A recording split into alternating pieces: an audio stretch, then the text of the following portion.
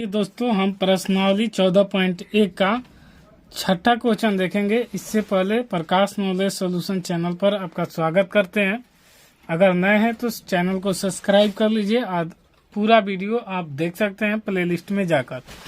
कह रहा है छठवां क्वेश्चन, निम्नलिखित सारणी किसी मोहल्ले के 25 परिवारों के भोजन पर हुए दैनिक व्यय को दर्शाती है। यहाँ पर परिवारों की संख्या और यहाँ पर दैनिक व्यय रुपये में दिया गया है। तो पहले दैनिक व्यय रुपया में है तो 100 से 150, ये पर इसमें कितना है तो परिवार की संख्या 4 है।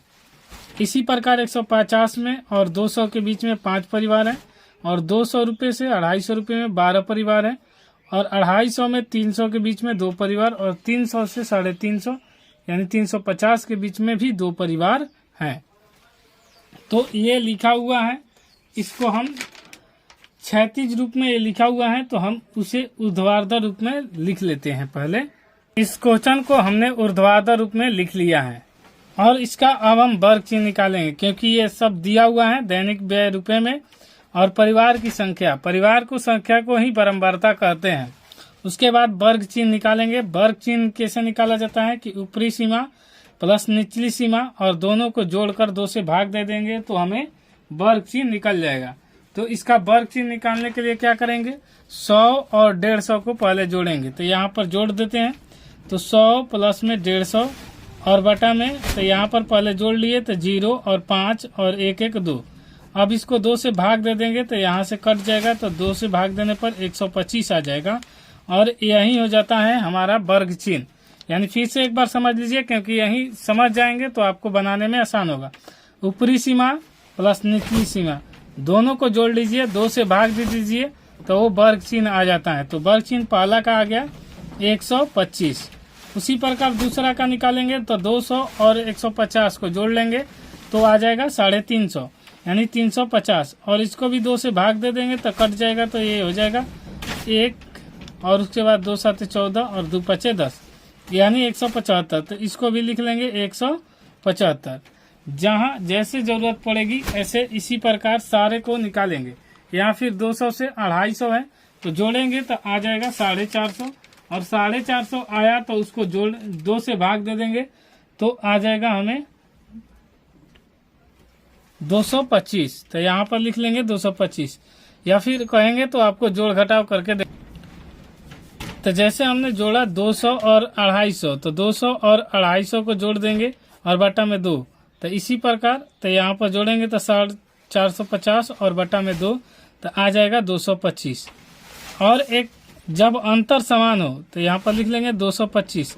जब ये दोनों का अंतर यहाँ तक समान हो तो उनको भी यहाँ अंतर भी समान आएगा। जैसे ये 100 से 150 के बीच में अंतर कितना है तो 50 है और यहाँ से जोड़ते जाएंगे तो 50 का ही अंतर आता जाएगा।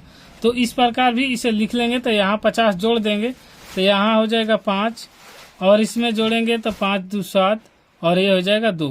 तो ऐसे भी कर सकते हैं, अंतर समान हो तब, याद रखिएगा कि अंतर समान होगा तभी। फिर इसमें 50 जोड़ेंगे तो 5 आ जाएगा, 7 5 12 की 2 और 2 1 3।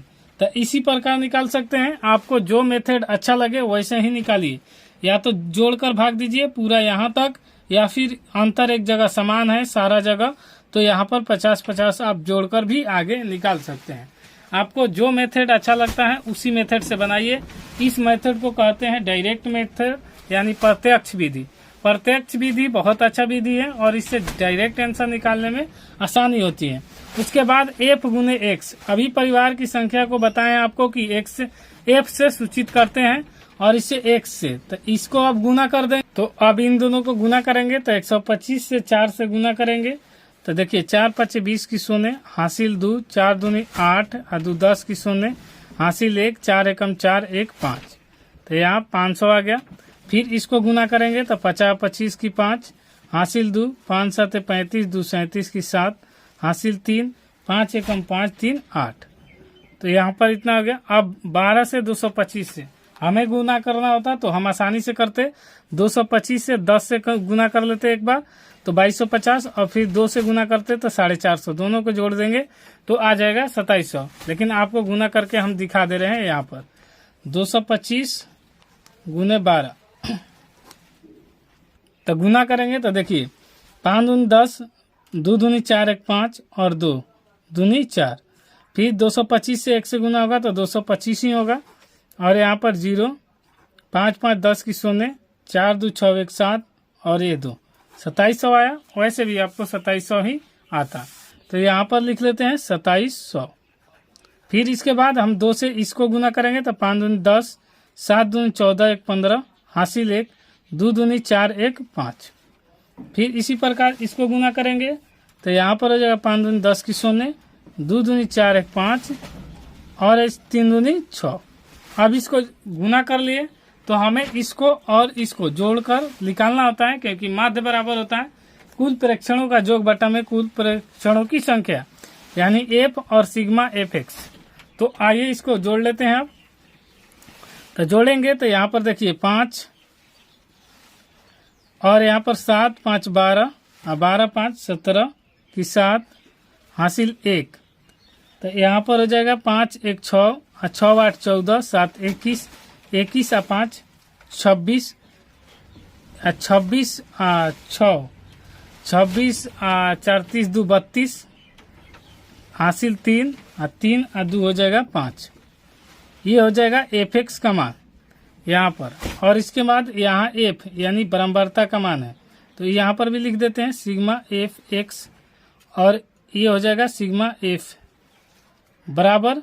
यहाँ पर जोड़ेंगे तो 5 4 9 9 और 12 21 21 और 2 23 और 23 और 2 25। तो यहाँ पर हो जाएगा 25। तो अब आ गया ये पूरा मान। तो अब हम फार्मूला पर इसको रख देते हैं। तो माध्य बराबर क्या होता है सिग्मा एफ एक्स बटा में सिग्मा एफ, और माध्य को एक्स डैश से सूचित करते हैं। यहाँ पर जैसे माध्य को ए से सूचित करते हैं एक्स डैश, और ये होता है सिग्मा एफ एक्स। ये फार्मूला होता है बटा में सिग्मा एफ।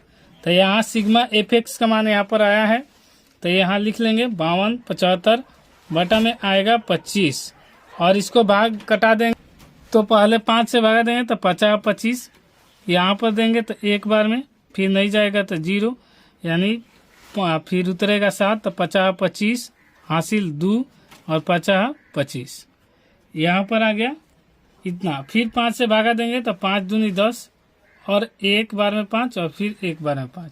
तो यहाँ पूरा हमें भाग देने पर कटा के आया 211। तो ये माध्य बराबर आ गया हमें 211, और यही हमारा आंसर हो जाएगा 211 रुपया। ये आ गया और यही हमारा आंसर हो गया। दोस्तों वीडियो पसंद आता है तो लाइक शेयर सब्सक्राइब जरूर कीजिए। कोई दिक्कत होता है तो कमेंट बॉक्स खुला रहता है, कमेंट कीजिएगा। मिलते हैं नेक्स्ट वीडियो में, तब तक के लिए जय हिंद।